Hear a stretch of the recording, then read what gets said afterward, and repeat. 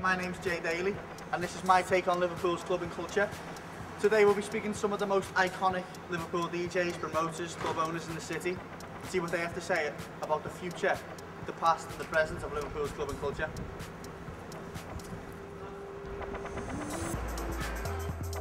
So firstly, I'd like to ask you, Danny, who do you think have been the main influences on Liverpool's clubbing culture throughout the years?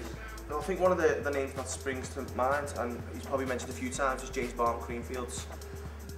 I mean, starting off, we introduced the club scene into Liverpool, without doubt James Barton, Andy Carroll, the guys who set up Cream, undoubtedly most influential in the city. I think Cream from back in the day was really good with the likes of Steph Fontaine and stuff. He brought things in like a lot more international DJs into the city. Well, I mean, obviously, Cream is the number one influence, I think, as far as putting Liverpool on the map as clubbing goes. Really, I think they've had the biggest impact. Although there's been a lot of people doing a lot of different things over the years, but I would think, if I was going to pinpoint anything, it would obviously be Cream. How do you think previous generations of Liverpool DJs compare with today's? What are the main differences between the two?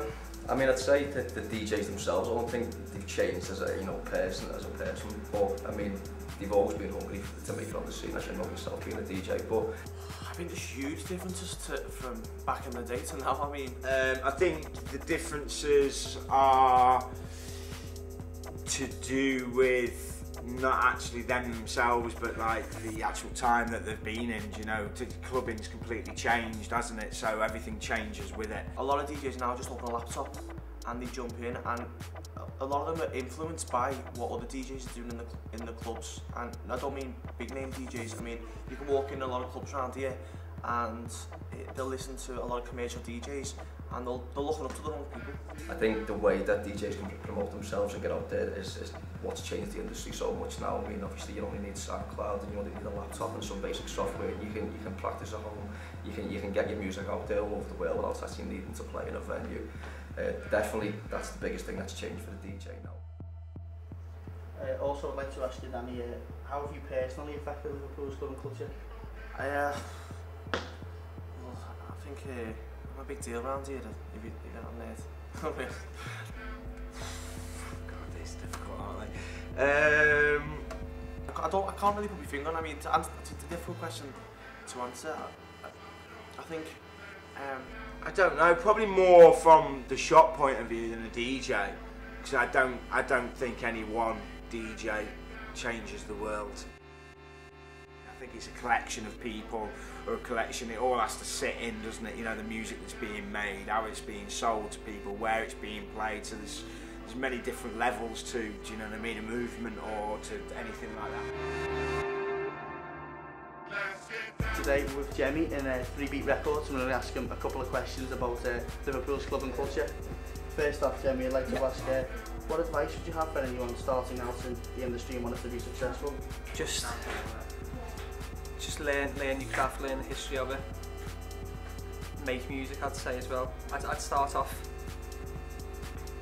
thinking about how it's like, go from the bottom and work your way up, and then once you kind of work out how it's gone before you, then you can maybe start doing podcasts and on SoundCloud and start getting your name out there. But yeah, just a bit of a cliche, but I suppose it's just stick to what you want to do and have an idea of what you want to do, and don't sway from that idea.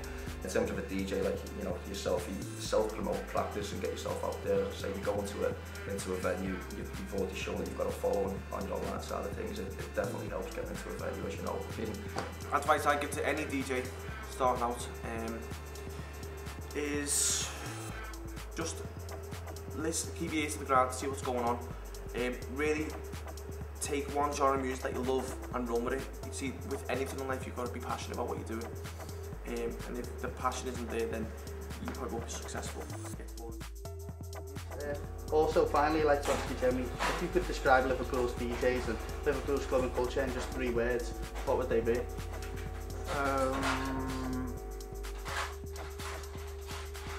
it's a Jesus. I couldn't. That's my answer to that. Tone down 3 words for all DJs. I don't know. I honestly don't know. That's I fine. can't. 3 words. What was the question again? Well, okay, it's exciting. Exciting. Probably diverse. Unique, Better than most of the cities. That's too many words, but yeah. Vibrant. loud and proud. Is that a good answer? Yeah. And magical.